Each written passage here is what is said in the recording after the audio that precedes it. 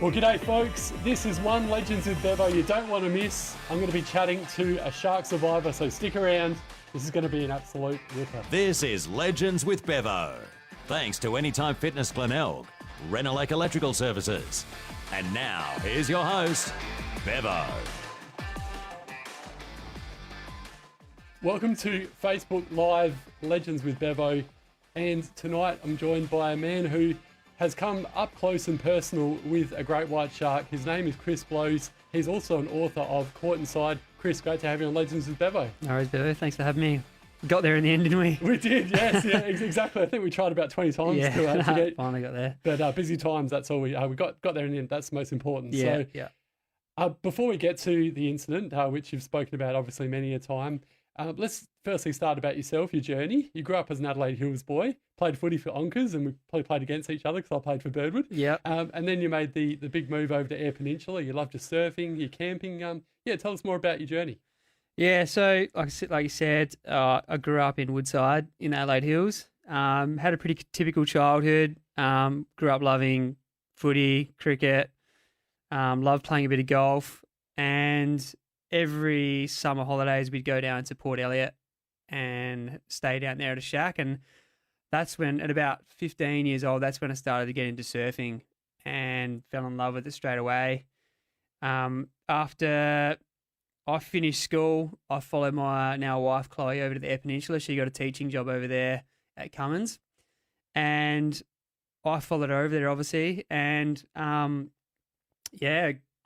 moved over there, continued to play footy, and over there the waves are unreal and the beach is unreal, and we spent pretty much every weekend going up and down that west coast of SA, from like Port Lincoln up to Ceduna, around to Cactus Beach, just exploring coastline and finding new ways to surf. And that's pretty much how I pictured doing what I love doing for the rest of my life every weekend. So yeah. In 2015, Anzac Day, you went and did the dawn service with your mates, and I thought, all right, perfect day for a surf. The waves are looking good. And then obviously it all sort of went to shit, but tell us more about it. Tell us about the day. Yeah, well, yeah, as you said, we got up and went for dawn service really early. Nick, one of my good mates who I surf with, his dad went to Vietnam, so it was really like an important thing to get up for him to get up, and he got us up as well. And because we were up so early, we decided to go for a surf out at a spot known as Fisheries Bay. It's about 35k southwest of Port Lincoln town centre. And we'd been surfing for probably an hour, I reckon, and I decided to get one more wave. I was just out in the channel, and I decided to get one more wave before I paddle in, and I was almost back at the Suck Rock when I was hit from the side, which felt like being hit by a truck at the time. And yes, soon realised I was being attacked by a 5 metre white shark. Gee whiz. You mentioned it felt like being hit by a truck, and 5 meters, that's just absolutely massive. What was that sort of feeling? Obviously no doubt fear, but yeah, give us a bit more of an understanding about sort of what happened, Chris. It was instant shock, obviously. And, my scream sent everyone instantly scrambling for the rocks, including my two good mates, Nick and Brock. I don't think anyone there will ever forget that scream, and they, obviously realised straight away it was a shark. And I had my left flank, the underside of my board and my left flank, and it was just shaking me around like a rag doll. And that feeling of, it was such a big shark that I just felt so small and so powerless. And, it shook me around for a bit until it let go of me. I was then off my board, and my two good mates, Nick and Brock, realised it was me, and they were starting to paddle back out to come help me. And I would have got within an arm's reach of Nick, went to go reach out, and the boys, they felt this, they have this image burn their mind. They felt this surge of water, and they instantly knew it was a shark. And then the shark come up behind me, and Nick remembers the sensors on its nose and its eyes rolling back into the head before it bit me and pulled me down for the second time. So the second time I had my left leg, and I was now under the ocean surface, sort of fighting for my life as it was just dragging me through the water. And you mentioned before Nick and Brock, incredible bravery shown there, which naturally you do for your best mate. And there was also, 10 or 15 surfers there on the day. And you sort of mentioned it in your book and in other interviews as well, that that's quite a lot of surfers it's not always that many people there, and Yeah. there was a number of people that sort of helped you out on the day. I think because it was Anzac Day, and it was a Saturday, by the way. But yeah, it's. I think it was so busy too. It was the only spot to surf that day as well. So, and that's pretty much where all the local Lincoln crew go. But I was very lucky that there was that many people there, you know. So, one of the guys that watched the attack happen, by the time Nick and Brock got me into shore, you know, I was, you know, they had to get on either side of me, and they virtually just frog leaped me to shore because it took my leg in the water. So I was amputated. You know, I had the initial bite mark on my left flank, and then I was amputated above my knee, the left leg, and you know, you can imagine I was losing lots of blood. So one of the guys that was watching at the cliff had his leg rope already off his board, and they tied that around my stump while I was still in the water. And doctors say if that went on a minute later, I would have bled to death, 100%. So that's just quite phenomenal, and you know, a credit to all the people that were there to help you on the day. And speaking of helping, the paramedics, they saved your life as well, because you went in and out of consciousness, and you had to be carried up 150 stairs. Is that correct? And yeah, not only 150 stairs. You know, I was at the bottom of a cliff.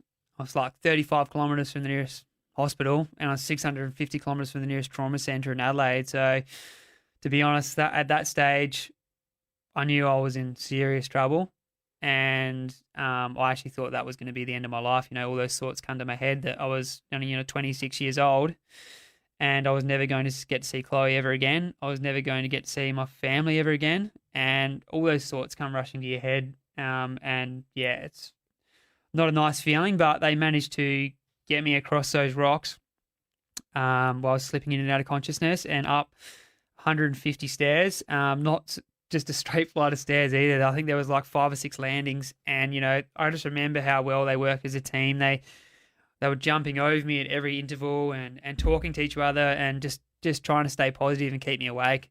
But by the time I'd got to the top of the stairs and into the back of Nick's Land Cruiser, which was already waiting, you know, I was out, and I think we got 11 kilometres down the road, and we met the ambulance. The ambulance opened the back door, and you know, I was laying in there completely lifeless. You know, it's as white as a sheet of paper, and the paramedics honestly thought they were too late. And the paramedics, there was 3 paramedics there. 2 were doing CPR, and 1 was driving it. And you mentioned that that's not always the case normally. Nah, that's not. And Ben, the driver, has a bit of local knowledge as well. Growing up surfing that area as well, so he was very lucky. He knew exactly where to go. So on their trek out to me, there was no wrong turns, and he knew the road, which, you know, helped. And while he drove, 2 paramedics were able to do CPR in the back while under transport, and they don't recommend that at all, because you got 2 unrestrained paramedics in the back. It just becomes too unsafe. So, but they went against their protocol, and they decided to do that, which ultimately helped saving my life. So, and you've no doubt caught up with these paramedics since the incident. Yeah.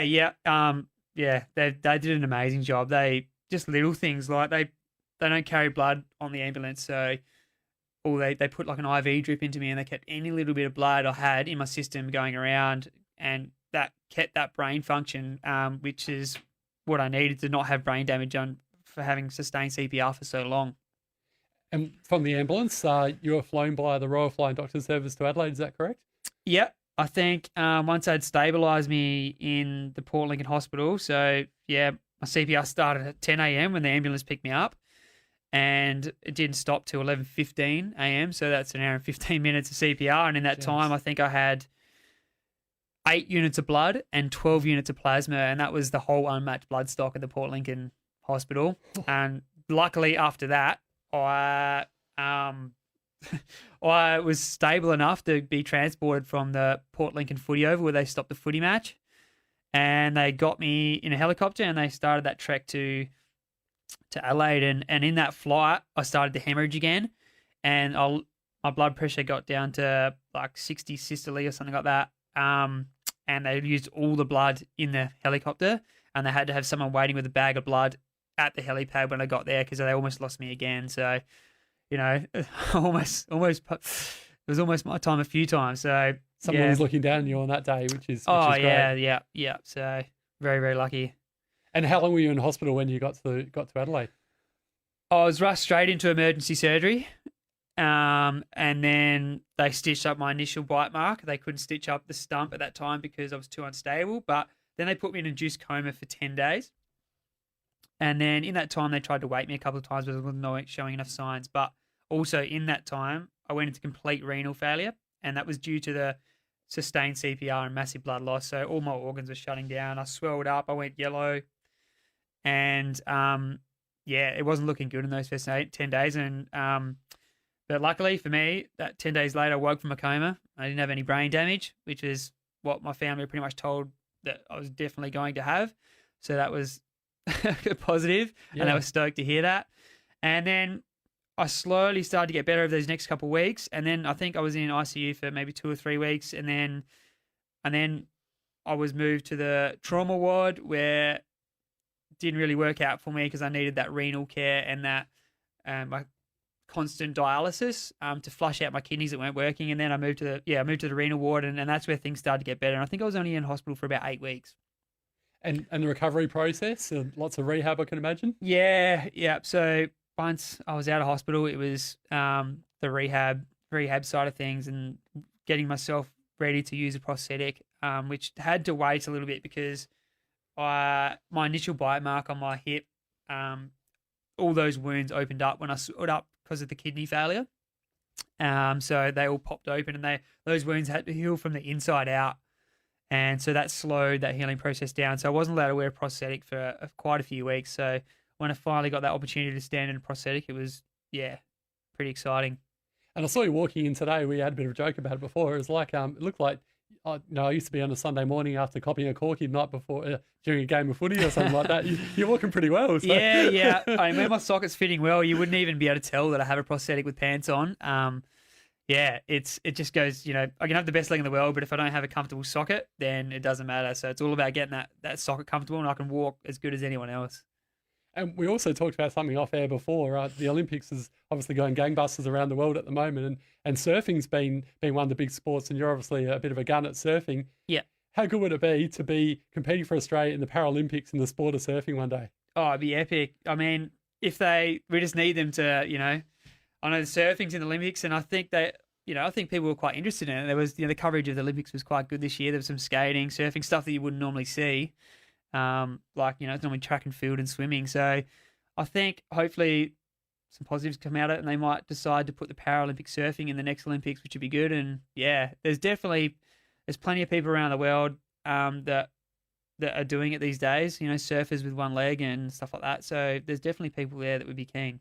And what a story that would be as well. I can just imagine Channel 7 just eating it up. Yeah. Shark Tank survivor, now a champion surfer in Paralympics. Wouldn't that just be awesome? Yeah, it'd be awesome, yeah. Winning gold for Australia. Yeah, Fingers crossed. And that first time we got back in the water, tell us about that feeling, Chris. Obviously, there would have been a lot of nerves there. When was this, and where was the first surfing spot you went to? I think it took me 12 months to build up the courage to go back in. And I sort of just pushed surfing aside in that 12 months. I didn't want to know about it. Because I was a big follower of the surfing and the WCL and that sort of stuff. And I just completely lost interest in it for that 12 months. And I refused to go with mates and even watch, But I started to get that itch for it, about 12 months later. And I started looking around. And the biggest thing was being an above knee amputee is being able to lower your center of gravity and I don't have that movement with your knee or your ankle. So getting up on a board is quite hard. And there's no legs for it that the prosthetic, Otterbock, the companies, they don't make a surfing leg. So I had to design something myself. And it's literally just an angle adapter on the foot onto an aluminium pylon onto another adapter, which creates your socket sitting back that way. And that sort of mimics you standing in that crouch position, which is what you need with surfing. And that's what I needed. I went first surf back. I surfed with a couple of the guys that actually pulled me from the water. And it took me a few goes. I fell off a lot, but I knew that I'd get it eventually. Once I got up that first time, I've just come leaps and bounds since there. And do you still, no doubt you still have that bit of fear. We spoke about this before as well. I'm a bit of a wuss when it comes to sharks, as a lot of people are. And I remember seeing fins in the water one time. My mates gave me crap about it, but it was actually dolphins. Yeah, they sneak up on you. Yeah. So no doubt there'd be those sort of fears still in the back of your mind, and when you see situations and things like that. So tell us more about that. Yeah, it's that's the hardest thing. Overcome, I probably went through the most traumatic experience you could have, and that's something that all people living in Australia on the coast that use the ocean fear is being attacked by sharks. So I just had to slowly build myself back up to that, and once I used to tend to shorten my surf and just do a little surf. I used to breathing techniques to try and lower my anxiety before I went into the water. And then also I just checked, the statistics of being attacked by a great white shark is like 1 in 3 million. So just remind myself of that. And then if the weather was like the day I was attacked, where it was really wet and gloomy and the water visibility was bad, I tend not to surf. And then it was just experience. So once you just did it a few times and slowly built up that, you just got used to it. I mean, there's still times when I get a little bit uneasy in the water, and there's certain things that make, I could become all hypersensitive to movements and stuff like that, and that's probably due to the trauma that remind me of the attack. But I just try and calm myself down in the water and know that, it's not happening and stuff like that. So, it's an ongoing battle, and I'm going to be physically and mentally recovering for this trauma for the rest of my life, but it's just something that I've learned to live with, and there's just processes that I have in place that help me do that. Has it come to make you respect sharks more as well? And would you actually do cage diving? Because a lot of people say that's an interesting way of, obviously it's a bit of a freaky way of doing it, but it's also a way of just appreciating how amazing these animals are. Yeah, I've thought about doing it, but yeah, I don't think I'm ready to put myself in that situation yet. But if the opportunity comes up, I'd consider it, but I'm not at that point yet. I don't think. Just slowly ease into it. I don't really need to do it, but if someone offered me to do it, then I probably would consider it. Yeah. And you had a fair bit of trouble trying to get the tooth back from the great white because of the situation in terms of the rules with environment protection and what have you. But the great news is that you finally got that. I finally got it. Yeah. Is there enough? Fair enough. They drop teeth all the time, and people find them on the beach. It just seems a bit silly. I think, the police did the right thing. It was stuck in my board. But my board washed up on the beach with my leg still attached.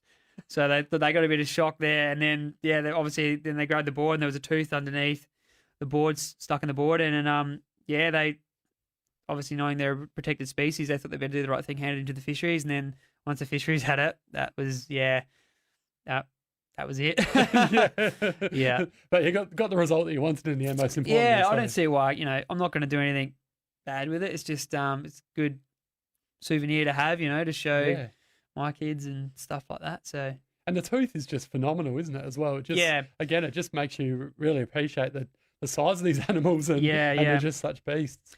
Yeah, and just, like you can see the damage on the tooth when it went into the board, and it's just interesting to look at. And it'd be good to try and get some data from it and see, what the size the shark was and stuff like that. But I just haven't got around to it.